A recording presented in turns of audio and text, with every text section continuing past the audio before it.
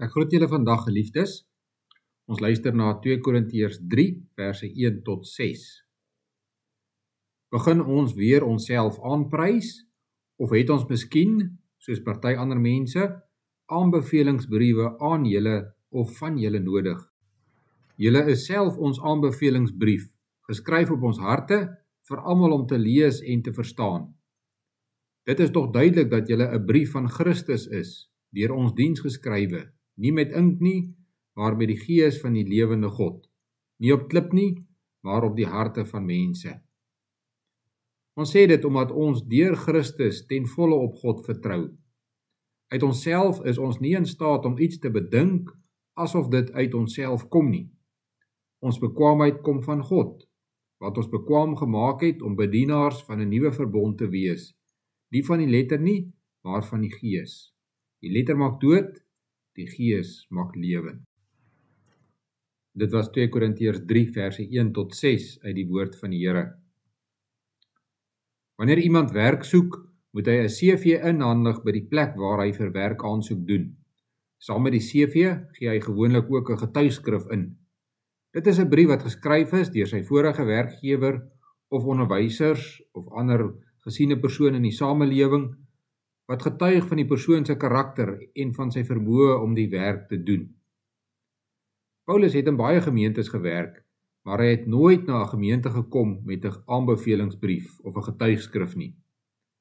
Dit kon veroorsaak dat mense sy vermoë as prediker en die waarheid van wat hy verkondig in twyfel trek.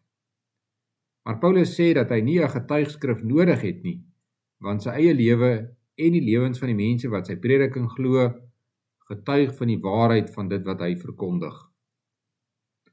Ons geloof en ons getuienis oor ons geloof kan ook in twyfel getrek word, maar die beste manier om te bewys dat dit die waarheid is ons manier van lewe. Gelowiges wat glo dat hulle deur Jesus Christus gered is, se lewens is briewe wat van die waarheid van hul geloof getuig. Dit is nie sommer 'n gewone brief nie. Dit is 'n brief wat deur Jesus self geskryf is. Hierdie briewe is nie met ink geskryf nie, maar met die Heilige Gees. Die woorde kan dus op geen manier verwyder word nie. Dit kan nie afgewas of uitgetipex word nie. Hierdie woorde is ook nie op papier of kliptafels geskryf nie, maar op die harte van gelowiges. Dit kan nooit geskeur, verbrand of gebreek word nie. Die skryfbehoeftes is onvernietigbaar en ewig, want dit is God se werk, nie mense se werk nie. Net soos ons geloof in ons dade sigbaar is dit sigbaar in die dade van ander. Hoe kan jy byvoorbeeld weet of dit wat 'n predikant verkondig die waarheid is? Jy toets dit wat hy sê en doen aan die woord van God. As sy lewenswandel en woorde ooreenkom met dit wat ons in die Bybel lees, weet ons dat hy die waarheid verkondig en dat ons met geruste harte daarna kan luister. Hoe lyk 'n lewende brief wat deur Jesus Christus op 'n mens se hart geskryf is? Met ander woorde, hoe moet jou lewe lyk as jy 'n getuigskrif vir die Christelike geloof is? In 2 Korintiërs is daar 5 voorbeelde van dinge wat sigbaar is in 'n gelowige se lewe. 2 Korintiërs 1 vers 10. Op hom is ons hoop gefestig, hy sal ons ook verder red. As jy glo God het jou gered en hy help jou elke dag, sal jy hoop hê, selfs as dit met jou sleg gaan. Ons het al gehoor dat hierdie hoop ook sal veroorsaak dat jy ander mense kan troos as dit met hulle sleg gaan. Jy lewe dus so dat dit duidelik is dat God in beheer is van jou lewe. 2 Korintiërs 1 vers 18 tot 20. So seker as God getrou is, ons woord aan julle was nie te gelyk ja en nee nie. 'n Gelowige se lewe word gekenmerk deur die waarheid. God kom altyd sy beloftes na. Hy het beloof dat hy sy seun sal stuur om ons van die sondes te red en hy het dit gedoen. Daarom moet ons ook doen wat ons beloof en bedoel wat ons sê. 2 Korintiërs 2 vers 14 tot 17. Deur ons versprei hy die kennis van Christus oral soos 'n aangename geur. Ons het in die vorige oordenking gehoor dat God ons wil gebruik om die evangelie te verkondig. Dit is die wonderlike nuus dat hy aan ons die ewige lewe gee. Wanneer 'n mens kos maak, ruik die hele huis naderhand na die lekker kos.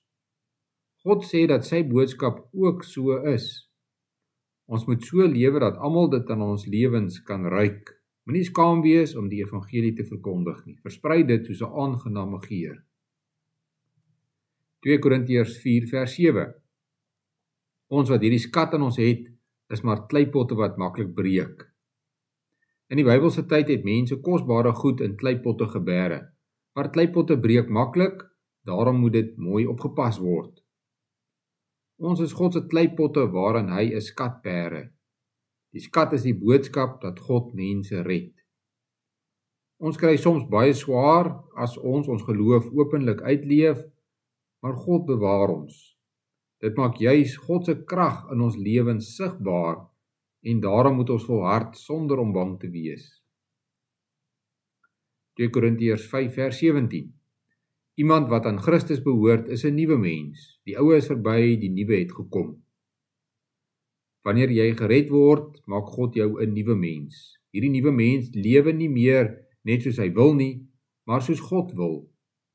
Dan lewe jy so dat almal kan sien jy het die Here lief met jou hart, siel, verstand en krag.